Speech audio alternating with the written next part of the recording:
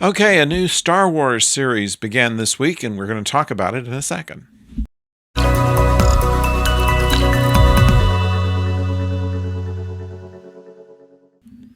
Hello out there, I'm the oldest nerd, talking today about Andor. This is the latest series in the Star Wars streaming series on Disney Plus, and we are here only because of the fact that The Mandalorian was successful. The Book of Boba Fett did okay. Obi-Wan was well received. And now we have this following in the same vein, but kind of a different setting than we've seen before. We've gone before this on kind of the Old West or spaghetti Western type of genre. And here we're going into the more of a Blade Runner motif, kind of Blade Runner crossed with Game of Thrones, if you look at the sets of it. It starts out pretty much on a planet called Marlana 1, where we have our main character looking for his sister in a brothel where she may have worked at one point. We see a lot of these dome windows with various creatures kind of hanging out in them, obviously to sell whatever wares that they should have. And we see in this that this is not really where he comes from, but rather just part of the puzzle he's trying to solve as to what happened to his sister, and whether that's really his sister. I'm not certain that we know that just yet. At any rate, we find out that he has some friends in the first three episodes. One named Bix, who is kind of a smuggler, and also another friend who works take apart old starships and salvage them for parts, kind of like an auto wrecking yard would be doing. We don't know exactly what he does, but he does kind of owe money to everybody, we find. This is on their home planet of Ferrix. Now, Ferrix is not, of course, where he came from. In a bunch of flashbacks, we find him as kind of an artful dodger in a tribe of humans on the planet Canary. Canary does not have any high technology. They're still people living in huts and using blow darts, and they are able to actually defeat Empire ship that crashes nearby. Well, they come out blasting blasters. Most of them are taken down by blowguns. And there is also another character who is brought in who discovers Cassian and rescues him before reserves come in from the government to try and save everybody that's dead now and make dead everybody that's alive right now. So that and a robot who's called B, but it's actually short for some kind of number designation, B2ENO, I believe. And we'll talk about that in a second.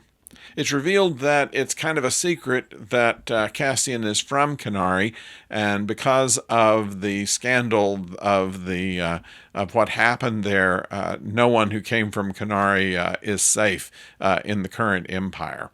So his adoptive mother says that they are from Fest.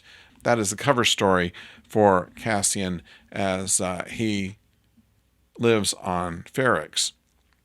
All of this takes place in some 5 years before the first Star Wars movie, before the events of Rogue One.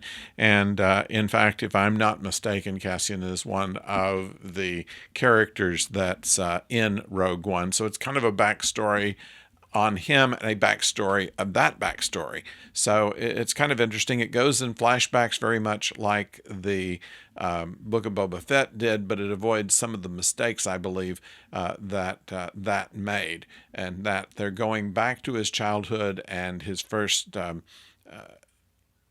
encounter with high technology and how that plays into today, and why he's hoping to be able to find his sister. There is the thing that I wanted to say about B reminds me very much of the robot that was used in The Black Hole, which was Disney's first real entry into the serious sci-fi market.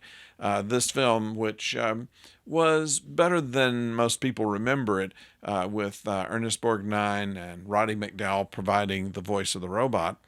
The one thing that really put me off about that particular movie was the robot itself was very much like a Disney cartoon character, and B is very close to that, the same kind of general design, and also the electronic stutter that it has. I find that kind of distracting and don't understand why that would be something important here. And maybe it isn't, maybe it's just thrown in.